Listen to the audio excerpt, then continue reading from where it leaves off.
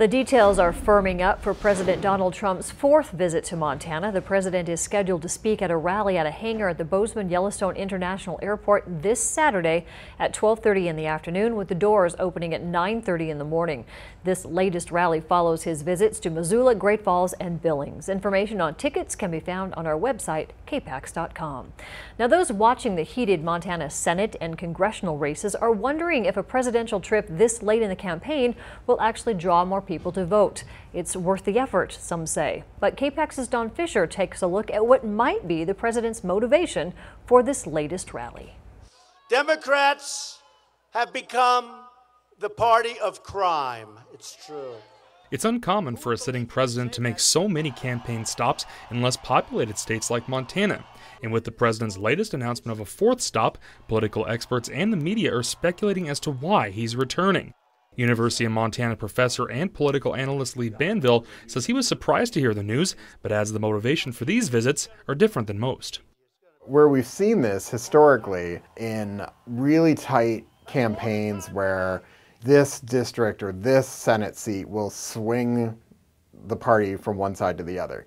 That's not what's really going on here. I mean, if Jon Tester loses, sure, that's going to bolster the Republican majority in the Senate, but it doesn't really seem like the Senate majority is at stake in this race.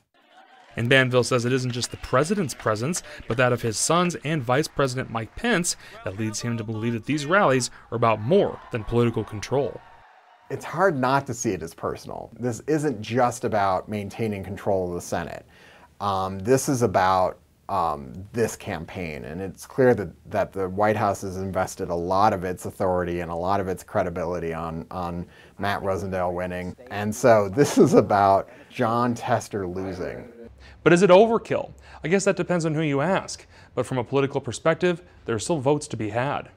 30% of the voters are going to vote on Election Day. So, and, you know, although we've seen an enormous amount of absentee ballot activity, I mean, there are going to be people who haven't cast those absentee ballots, and also folks who are going to vote on Election Day. So there's still voters to talk to.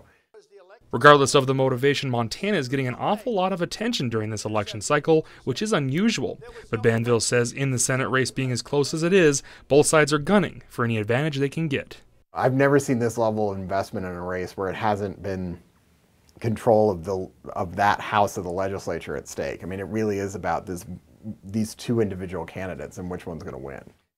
In Missoula, Don Fisher, MTN News. The suspected